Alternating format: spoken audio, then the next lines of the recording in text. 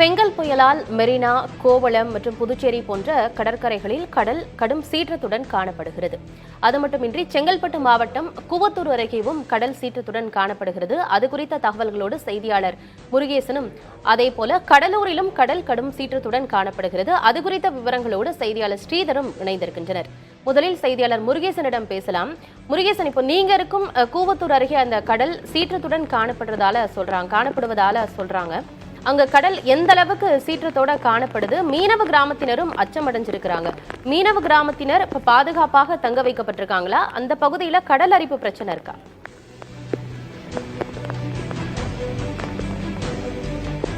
ஆனந்தி, தற்போது நாம் இருப்பது கூவத்தூர் அருகே உள்ள புது நடுக்குப்பம், அதாவது வடபண்ணை பகுதியில் உள்ள புது நடுக்குப்பம் என்ற பகுதியில் இருக்கிறோம். இங்கு பார்த்தீங்கன்னா 70க்கும் மேற்பட்ட வீடுகள் மீனவர் சமுதாயம் இருக்கார்கள்.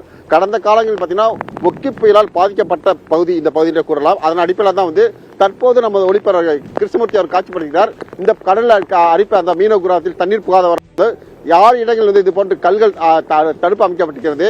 எனவே இந்த பகுதியில் இருக்க மீனவர்கள் இதுக்கான பாதுகாப்பு இருக்கிறார்கள். இந்த பகுதியில் கிட்டத்தட்ட 20க்கும் மேற்பட்ட படகுகள் உள்ளது. இந்த படகுல அது நாம் நிற்கக்கூடிய இந்த பக்கத்தில் தான் கரையில் நிறுத்தக்கூடிய வழக்கம். ஆனால் தற்போது பார்த்தீங்கன்னா கடலில் சீற்றம் அதிகமாக இருக்கிறது.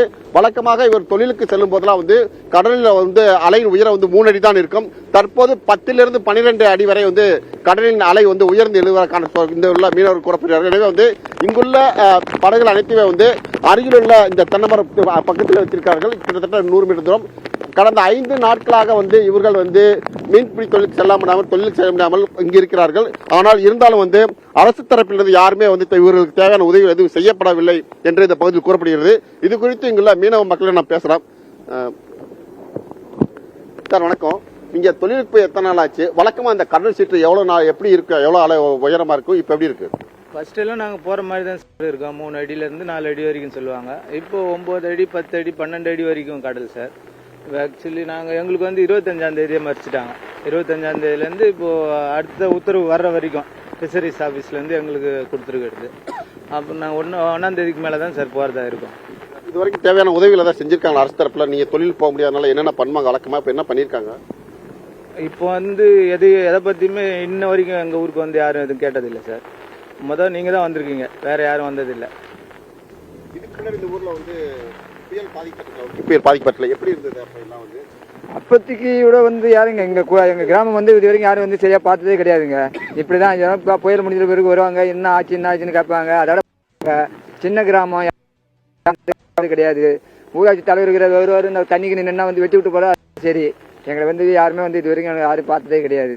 அப்படி ஊர்ல கரண்ட்லாம் இருக்கா? உங்களுக்கு தேவையான உணவுகளை கொடுத்துருக்காங்களா? உணவு எதுவும் கிடையாது. கரண்ட் 3 மணிக்கு போச்சு. கரண்ட் விடிய 3 மணிக்கு போச்சு. இது கரண்ட் கிடையாது, கரண்ட் வரல. உணவு யாரும் எதுவும் உங்களுக்கு ஒன்றும் யாரும் கொடுக்கல. அப்படியே தான் இருக்கோம். யாரும் எங்களை இன்னும் எதுவும் பார்க்கல. நீங்க தான் பாக்குறீங்க. இது வரைக்கும் எங்களை யாரும் பார்த்தது கிடையாது.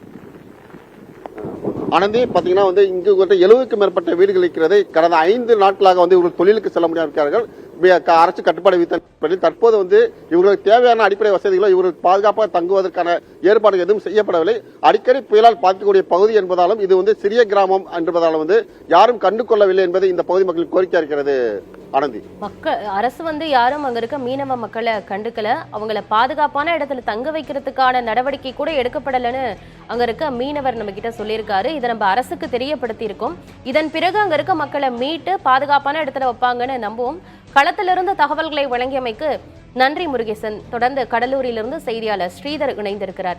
ஸ்ரீதர், பல இடங்கள்லயுமே கடல் கடுமையான சீற்றத்தோட தான் காணப்படுது. இப்ப நீங்க கடலூர்ல இருக்கிறீங்க. அங்க கடல் சீற்றம் எந்த அளவுக்கு இருக்கு? அங்க மீனவ மக்கள் பாதுகாப்பா இருக்கிறாங்களா?